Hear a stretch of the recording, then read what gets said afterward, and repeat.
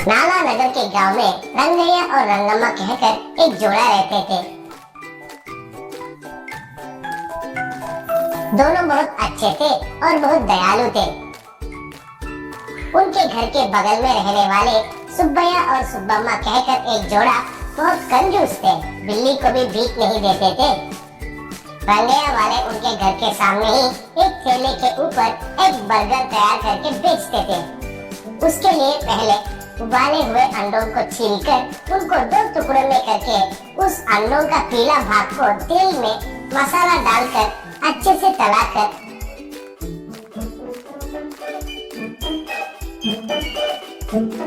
अंडों के बीच में वो मसाला डालकर बर्गर जैसा बनाते थे।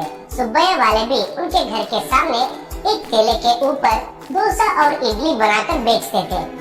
वे इतना कंजूस थे कि अगर ठेले पर इडली बच गए तो वो खाकर उनका भूख मिटाते थे। अगर नहीं बच गए तो खाली पानी पीकर पेट भरते थे, लेकिन घर में तो खाना नहीं पकाते थे। एक दिन सुब्बैया और सुब्बम्मा भूख मिटाना है कहकर उनके घर में एक पेड़ के पास आए। तब वो पेड़ के ऊपर से एक फल रंगैया के घर में गिर गया। वो देखकर उसके लिए सुब्बैया दीवार से कूदा। वो फल लेने के लिए देखा तो रंगैया के घर के रसोई का खिड़की थोड़ा खुला हुआ दिखाई दिया और अच्छे से खाने का खुशबू भी आने लगा। वो धीरे से रसोई का दरवाजा खोलकर अंदर जाकर देखा तो बर्तनों में बचा हुआ खाना दिखाई दिया।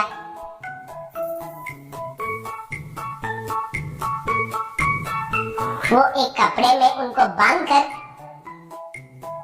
वापस दीवार से उनके घर में कूदा।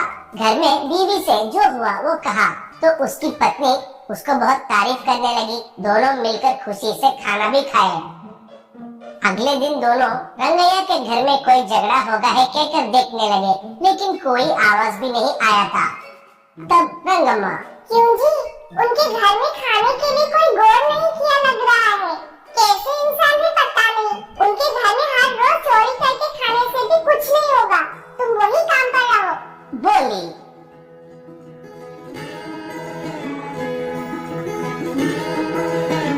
उस रात को भी सुब्बैया दीवार से कूदकर दरवाजे के पास गया।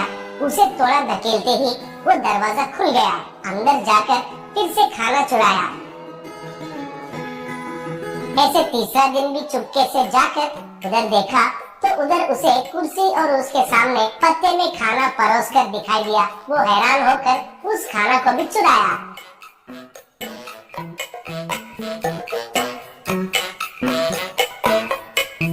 अगले दिन रंगैया के घर के आगे भीड़ था। वो देखकर सुब्बैया वाले थोड़ा घबरा गए।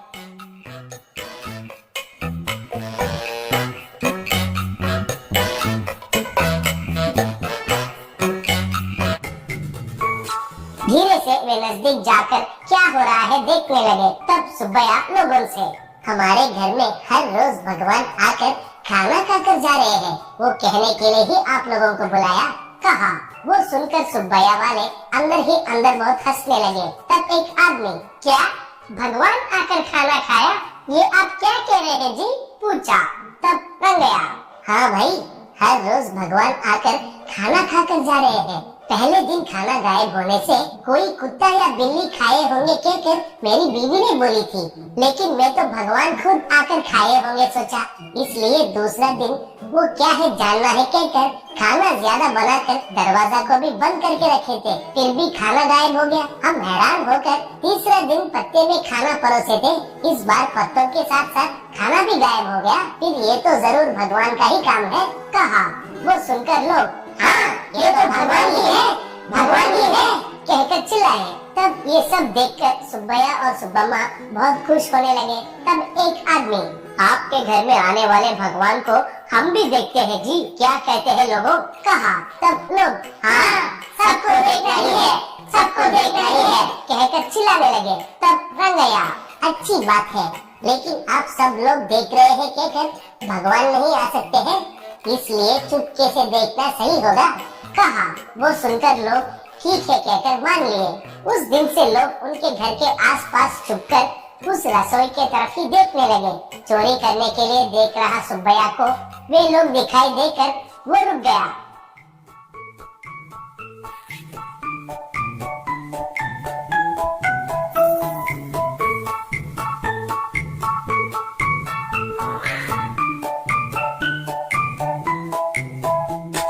कितना दिन होने से भी वे लोग उधर से नहीं जा रहे थे। एक दिन कोई भी नहीं दिखाई देने से सुब्बम्मा, क्या जी ऐसे देख रहे हो? उधर कोई भी नहीं है, जाकर खाना चुरा कर लेकर आओ। बोली। तब सुब्बैया, क्या लाना है? कहाँ कहाँ चुपके से देख रहे हैं कहकर हमें कैसे पता चलेगा? अगर पकड़े गए तो खूब मारेंगे रे। कहा।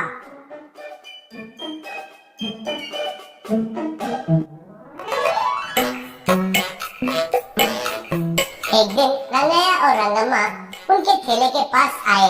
तब रंगैया, कैसे किस्म के लोग हो आप चोरी किया है कहकर पता चलने से भी मैंने कुछ नहीं किया, लेकिन आपने रुके नहीं।